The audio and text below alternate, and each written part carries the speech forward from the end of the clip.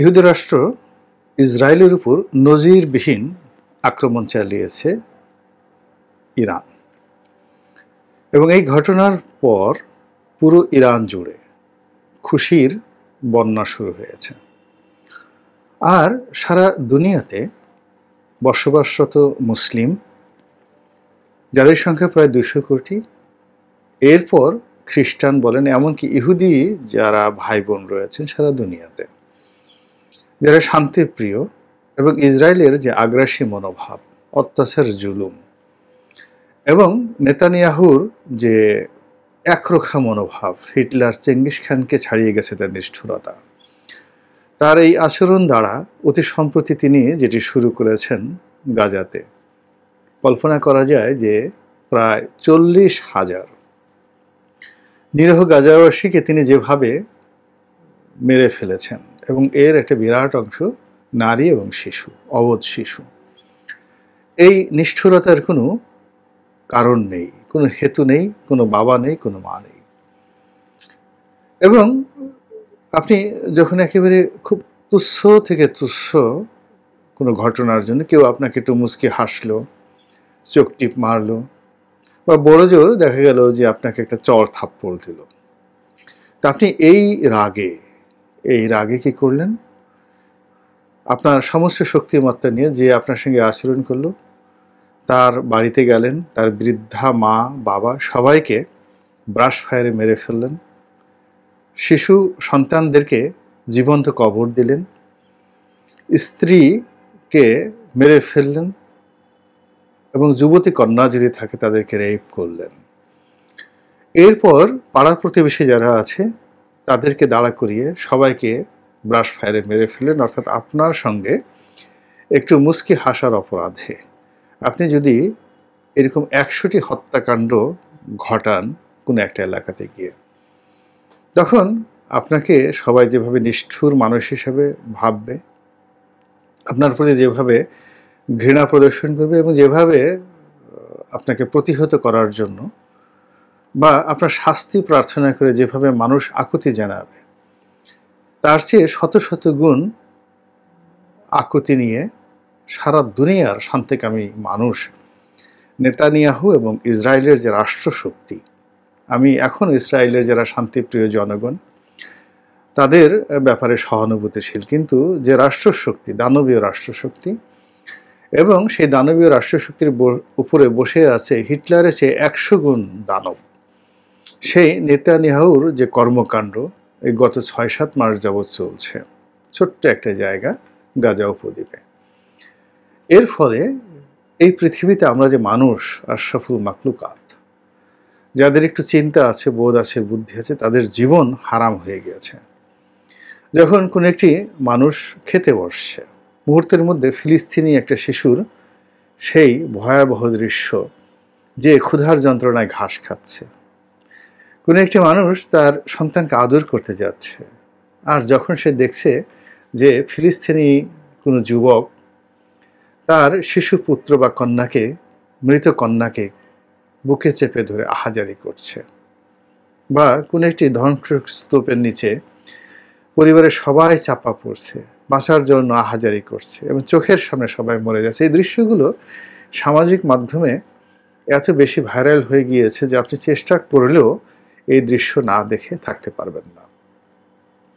এর ফলে মানুষের যে দীর্ঘশ্বাস, মানুষের যে অভিশাপ, এটা বহুগুণে বৃদ্ধি পেয়ে ইসরায়েল নামক এই রাষ্ট্রটির উপরে যেভাবে পতিত হয়েছে, ইতিহাসের একজন ক্ষুদ্র ছাত্র হিসেবে আমি কখনো এরকম বিশ্বব্যাপী ঘৃণা এবং বিশ্বব্যাপী বিদ্বেষ এবং বিশ্বের তাবৎ মানুষ কোন একটি জাতির এবং কোন একটি গোষ্ঠীর এইভাবে নিরন্তর পতন কামনা করেছে, এটি আমার জীবনে আমি পড়িনি, দেখা তো দূরের কথা। তো সেই জিনিসটি চাক্ষুষ করলাম এই কারণে যে অতি সম্প্রতি তারা, অর্থাৎ ইসরায়েল, কেবলমাত্র হামাসকে মেরেই তারা শান্ত হচ্ছিল না, তারা হামাসকে মদতদাতা, যারা হামাসকে শিক্ষা দেয়, ট্রেনিং দেয়, অস্ত্র দেয়, সেই ইরানের উপর আক্রমণ করার জন্য তারা পাগল পারা হয়ে পড়েছে। এবং অহংকার এমন একটা জিনিস, আল্লাহ রাব্বুল আলামিন এই অহংকার জিনিসটাকে খুবই অপছন্দ করেন, এবং ইহুদি জাতি সেই প্রথম থেকে আজ অবধি তাদের যে হাজার বছরের ইতিহাসে বহু শত বিখ্যাত রাজা, বাদশাহ, সম্রাট আল্লাহ রাব্বুল আলামিন তাদেরকে দিয়েছেন। শত শত নবী এবং রাসূল তাদের মধ্যে পাঠিয়েছেন। পৃথিবীর বিরাট অংশের উপর তাদের আধিপত্য আল্লাহ দিয়েছেন, কিন্তু সবসময় তারা অহমিকা দ্বারা, ছলচাতুরি দ্বারা, এবং এই যে এখন যে কুকর্মগুলো করছে, এইরকম এই কুকর্ম দ্বারা তারা পৃথিবীর মাটি এবং বাতাসকে রীতিমতো জাহান্নাম বানিয়ে ফেলেছে। হিটলার এই যে হলোকাস্ট, সেই হলোকাস্টে ৬০ লক্ষ ইহুদিকে তিনি মেরে ফেলেছেন। তো ৬০ লাখ ইহুদিকে মারার পরেও কিছু ইহুদিকে তিনি রেখে দিয়েছেন এবং বলেছেন যে আমি এগুলোকে রেখে গেলাম যেন পৃথিবীবাসী বুঝতে পারে যে কেন আমি তাদেরকে মেরেছিলাম। আজকের এই দুনিয়াতে যদি তন্ন তন্ন করে খুঁজে প্রত্যেকটা ইহুদিকে এইভাবে হিটলারের মতো মারা হয়, আমার কাছে মনে হচ্ছে না যে তাদের জন্য এই মুহূর্তে অশ্রু বিসর্জন করার মতো কোনো মানুষ এই পৃথিবীতে রয়েছে। কোনো বিষধর সাপকে মারলে মানুষের যেভাবে মায়া হয় না, তদ্রূপ এই যে ইহুদি রাষ্ট্রের যারা লোকজন রয়েছেন তাদের প্রতি একই মনোভাব।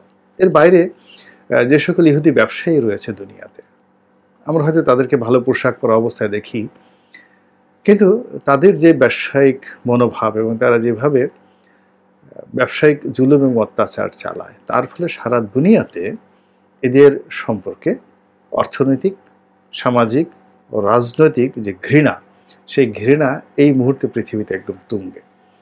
তো সেই ঘৃণার মধ্যে যখন ইরান ড্রোন হামলা চালালো সরাসরি, এবং এই ইহুদি রাষ্ট্রটি প্রতিষ্ঠিত হওয়ার পরে প্রথম আল্লাহর অশেষ দয়া এবং করুণায় মুসলমানদের মধ্যে যে শক্তিমত্তা পয়দা হয়েছে, যে সাকসিয়ত পয়দা হয়েছে, এবং যে ইমতিহান পয়দা হয়েছে, এবং মুসলমানদের মধ্যে যে বীরত্ব দেখা দিয়েছে অর্থনৈতিক, সামাজিক এবং সামরিক, এই বীরত্ব স্মরণ করিয়ে দেয় ফাতেমি সাম্রাজ্যের সেই উজ্জ্বল দিনগুলোর কথা, স্মরণ করিয়ে দেয় আব্বাসীয় খিলাফতের কথা, অটোম্যান সাম্রাজ্যের কথা। যখন মুসলমানদের যে দাপট, সেই দাপটে ভারতবর্ষ, মধ্য এশিয়া, রাশিয়া, চীন, ইউরোপ থেকে শুরু করে পুরো উত্তর আফ্রিকা এবং মধ্যপ্রাচ্য একেবারে ইসলামের যে ছায়াতল, সেই ছায়াতলে আশ্রয় নিতে ইচ্ছাই হোক অনিচ্ছাই হোক সবাই বাধ্য ছিল, অথবা ইসলামের যারা অনুসারী তাদেরকে সম্মান করা, সমীহ করা তাদের জন্য একান্ত দায়িত্ব এবং কর্তব্য ছিল। ঠিক এইরকম একটি অবস্থা এই 2024 সনে আল্লাহ রাব্বুল আলামিন আমাদেরকে দেখাচ্ছেন, বা আমরা এই বিষয়গুলো অবলোকন করতে পারছি, এই জন্য আল্লাহর দরবারে শুকরিয়া আদায় করছি। যেটি বলছিলাম, ইসরায়েলের বিরুদ্ধে সাহস করে, শক্তি প্রদর্শন করে, প্রস্তুতি নিয়ে দীর্ঘদিনের 40 বছরের সাধনা, 1981 সন থেকে আজ অবধি 40 বছরের সাধনা করে ইরান ইসরায়েলের ভূখণ্ডে যে হামলা চালালো, এর ফলে কি হচ্ছে, পুরো ইরান জুড়ে যে আনন্দের বন্যা বইছে এবং সারা দুনিয়াতে যে ঈদের আনন্দ বয়েছে, আল্লাহ রাব্বুল আলামিন যেন এই আনন্দকে বর্ধিত করেন, পরিশীলিত করেন, এবং এই আনন্দকে যেন আল্লাহ রাব্বুল আলামিন স্থায়ী করেন, সেই প্রার্থনা করছি। এক।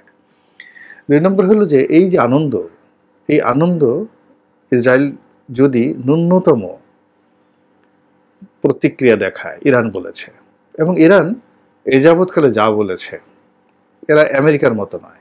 আমাদের বাংলাদেশে আমেরিকা হ্যাং করেঙ্গা, ত্যান করেঙ্গা, পিটার হাসকে দিয়ে হাড় জবাই করেঙ্গা, তারপরে অমুকের পশম ছিঁড়েঙ্গা, অমুকের চুল ছিঁড়েঙ্গা, তো এই সমস্ত বিভিন্ন কথাবার্তা বলে দেখা গেল তারা নিজেরাই পালিয়ে চলে গেল। কিন্তু মুসলমানরা সে জাতি নয়।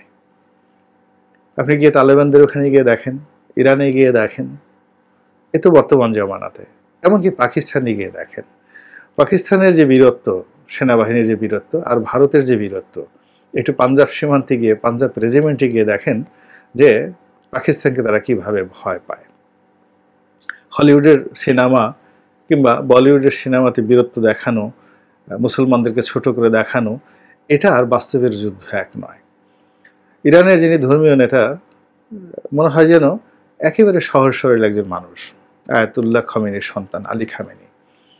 মাথায় পাগড়ি, শান্ত পরিশীলিত চেহারা, কিন্তু এর মধ্যে যে কত বারুদ লুকায়িত, এটি নেতানিয়াহু সারাদিন চিৎকার করেও সেই বারুদের ধারে কাছে যেতে পারবে না। শুধু নীরব একটি হুমকি দিয়েছেন। ঈদের যে জামাত, সেই জামাতে তিনি অস্ত্র হাতে দাঁড়িয়ে তিনি ঘোষণা দিয়েছেন যে প্রতিশোধ নেওয়া হবে, এবং সেই প্রতিশোধ নেওয়া হয়ে গিয়েছে। এবং ইরান যে জাতিগোষ্ঠী, সেই জাতিগোষ্ঠীর মধ্যে আলেকজান্ডার এসেও সেখানে টিকতে পারেননি। তিনি দ্বিতীয়বার ঢুকতেও পারেননি, রাজধানী পুড়িয়ে দিয়েছেন। তিনি এসে মিশরে মারা গিয়েছেন, কিন্তু দ্বিতীয়বার তিনি পারস্য একটি যুদ্ধে জয়লাভ করেছেন। কিন্তু এই যুদ্ধে জয়লাভ করার জন্য তাকে, পার্সি পুলিশের যুদ্ধে জয়লাভ করার জন্য তাকে অন্তত পক্ষে 1 বছরের বেশি সময় পাগলের মতো ঘুরতে হয়েছে। তার জীবন তছনছ হয়ে গেছে। ফলে সম্রাট দ্বিতীয় দারায়ুসকে তিনি পরাজিত করেছেন বটে, কিন্তু তিনি সেখানে টিকতে পারেননি, তিনি সেখানে থাকতে পারেননি। এবং এখন পর্যন্ত মানবজাতির ইতিহাসে এই জাতিকে কেউ পরাভূত করতে পারেনি। এমনকি মঙ্গলরা, অর্থাৎ হালাকু খান, এখানে আক্রমণ করেছিলেন, কিন্তু পরবর্তীতে দেখা গেল তিনি সেখানে গিয়ে মুসলিম হয়ে গিয়েছেন, এবং তার বংশ এবং আত্মীয় স্বজন যারা আছে তারা ইলখানি বংশে রূপান্তরিত হয়ে গেছে। তো কাজেই এই যে ইরান নামক যে জাতিগোষ্ঠীটি, এরা আমাদের যে আফগানিস্তানের জাতিগোষ্ঠী, এদেরই মতো অজেয়, বা এদের চেয়ে অনেক অনেক বেশি অজেয়।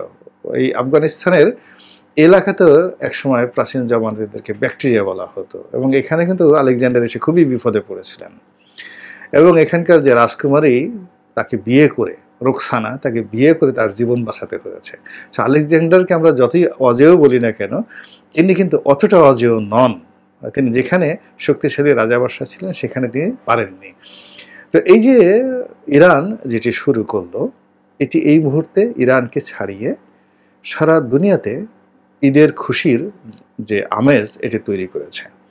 এবং এই জনসমর্থনের কারণেই ইরান এ যুদ্ধে জয়লাভ করবে। এর কারণ হলো, যখনই কোনো একটা যুদ্ধ হয়েছে এবং সেই যুদ্ধে জনমত যাদের পক্ষে থেকেছে, সেই পক্ষ সবসময় জয়লাভ করেছে। দ্বিতীয় মহাযুদ্ধ, প্রথম মহাযুদ্ধ থেকে শুরু করে অন্য যে যুদ্ধে, যখন অন্যায়কারী যে পক্ষ থাকে, আক্রমণকারী যে পক্ষ থাকে, তারা সবসময় পরাজিত হয়, আর যারা ন্যায়ের পক্ষে যুদ্ধ করে। তো এখানে দেখুন, সিরিয়ায় যে ইরানি কনসুলেট, সেখানে যে আক্রমণ চালানো হলো, 8 থেকে 9 জন সিনিয়র জেনারেলকে যেভাবে মেরে ফেলা হলো, এই আক্রমণাত্মক যে ভূমিকা ইসরায়েলের, এটির পরে ইরান যে প্রতিক্রিয়া দেখালো, সেই প্রতিক্রিয়া এবং তার আগে এই যে প্রেক্ষাপট, 6 মাস ধরে তারা একটি দুর্বল এবং অসহায় জাতিগোষ্ঠীর উপর যে জুলুম এবং নির্যাতন চালাচ্ছে, এবং সেখানে রীতিমতো এখন যেভাবে দুর্ভিক্ষ চলছে, মানে ওখানে কোনো রাস্তা নেই যেখান দিয়ে একটা গাড়ি চালিয়ে তাদেরকে খাবার দেওয়া যায়। অর্থাৎ হামাসের যে অধিকৃত এলাকা, সেখানে সমস্ত রাস্তাঘাট, স্ট্রাকচার, বিদ্যুৎ সব কিছু ভেঙে চুরমার করে দেওয়া হয়েছে।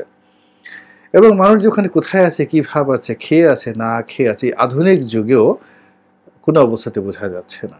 ইসরায়েলি ট্যাঙ্কগুলো শো শো করে চলছে, আর রাত হলে সেখানে নেমে আসছে প্রচণ্ড ঠান্ডা, এবং এর মধ্যে সেখানে লক্ষ লক্ষ মানুষ, অনাহারী মানুষ সেখানে দিন যাপন করছে। এই নির্মমতার বিচার হওয়া দরকার, এবং সেই বিচারের যে প্রেক্ষাপট এখন এটা তৈরি হয়েছে। যুদ্ধ কখনই কোনো শান্তিপূর্ণ বিষয় নয়, কিন্তু কখনো কখনো যুদ্ধ ছাড়া কোনো কিছুর মীমাংসা হয় না। এখন এই ইসরায়েলিদের যে অত্যাচার সারা দুনিয়াতে শুরু হয়েছে, এবং তাদের যারা দোসর, এই যে ইসরায়েলের দোসর আমাদের পাশের দেশ ভারত, তাদের আচার আচরণও কিন্তু নেতানিয়াহুর মতো। মোদি আর নেতানিয়াহুর মধ্যে কোনো কিন্তু পার্থক্য নেই। তো কাজে এই সমস্ত বিষয়ের সুরাহা হওয়া দরকার, এবং সেই সুরাহা হওয়ার জন্য আল্লাহ রাব্বুল আলামিন ইরানকে যেন তার গায়বী মদদ দান করেন, এই প্রার্থনা করছি।